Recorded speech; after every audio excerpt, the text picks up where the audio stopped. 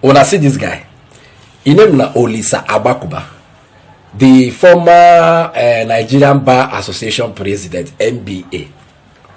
He get one event where him attend.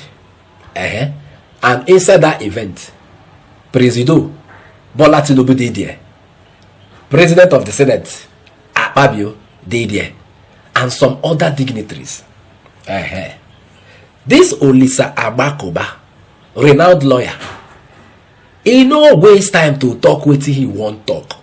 Omo, he talk and boam without fear or favor. They just look at like if they talk with it, they talk. And he was making a whole lot of sense. He was even calling out some people.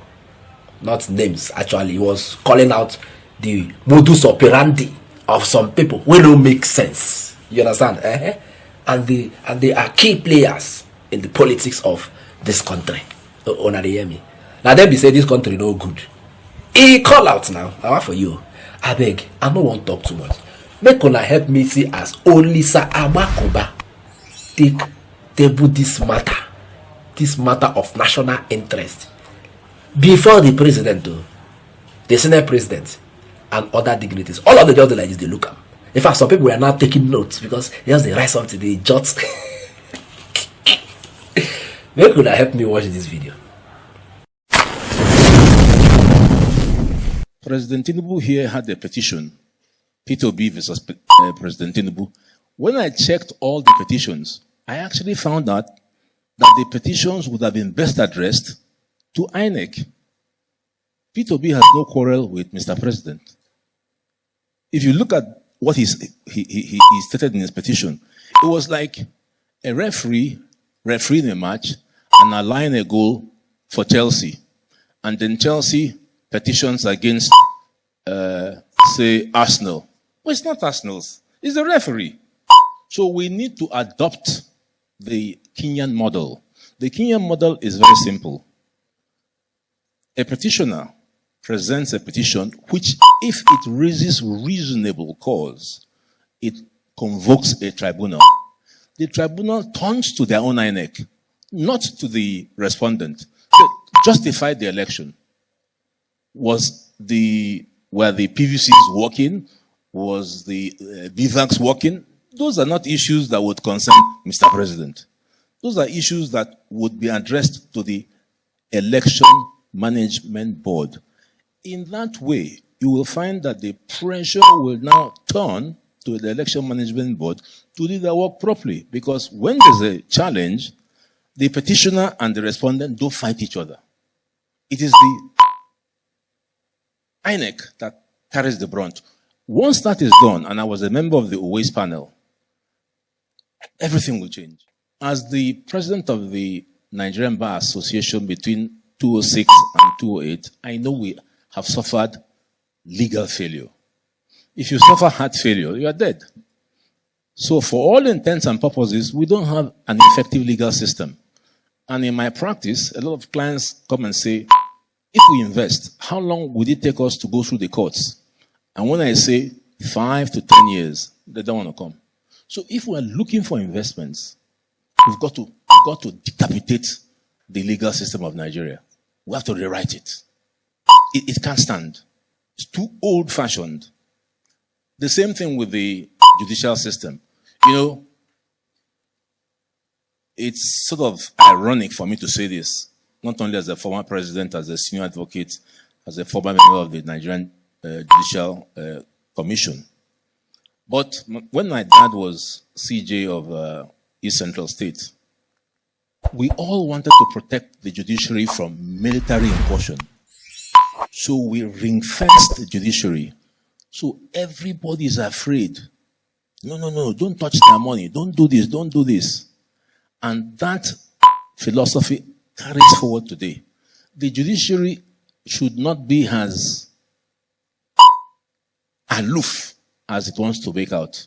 I was the first, accompanied by my brother, Wole Olanekbaku, who applied, because we felt we were qualified, to sit in the Supreme Court. The mafia there threw us out. They threw us out. You know why? Because we still mix administration of justice, which the National Assembly cannot with respect interfere, how they do their work, with judicial administration, which the National Assembly can make laws.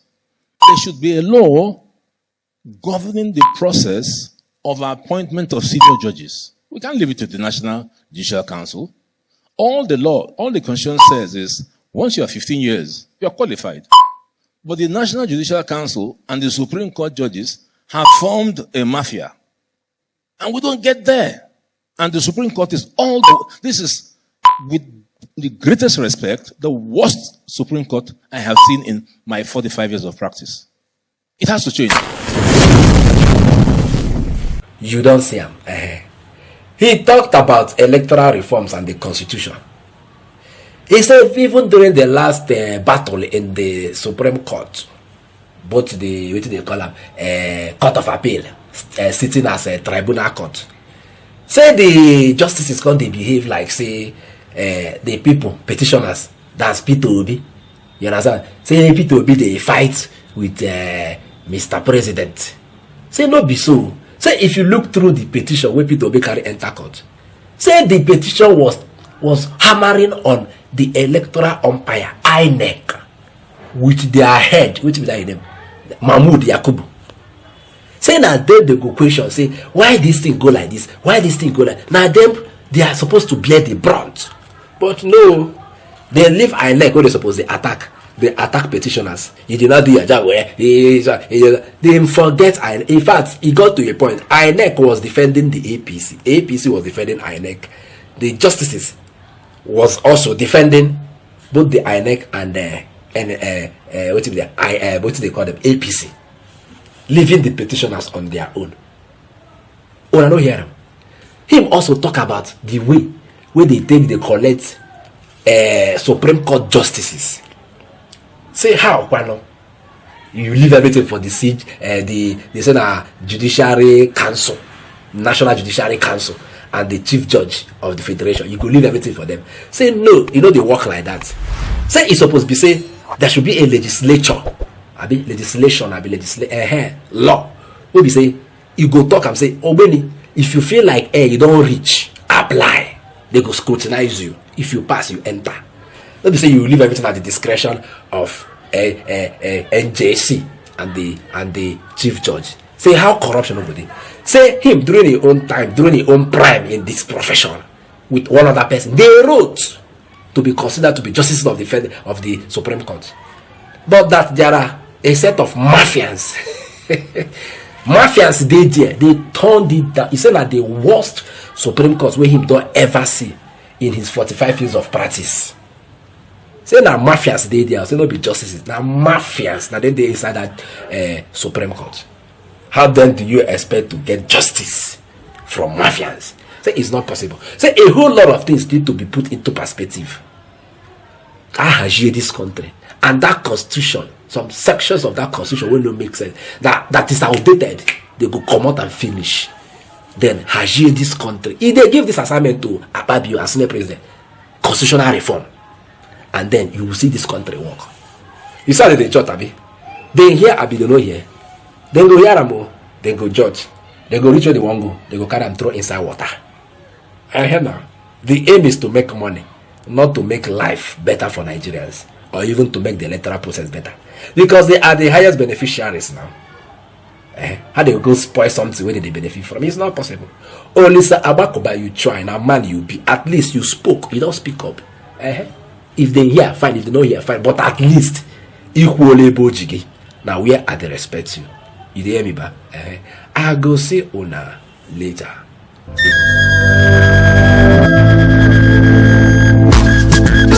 For centuries, the Ijele has been a revered masquerade in Igboland, a predominant tribe in southern Nigeria.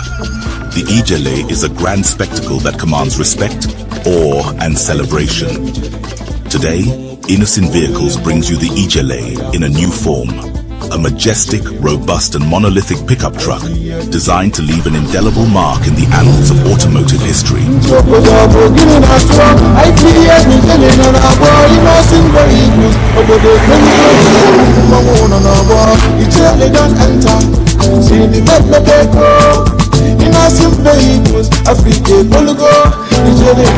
The Innocent Ijele is equipped with a powerful 3.0 L turbo engine and 4WD to conquer any terrain with ease.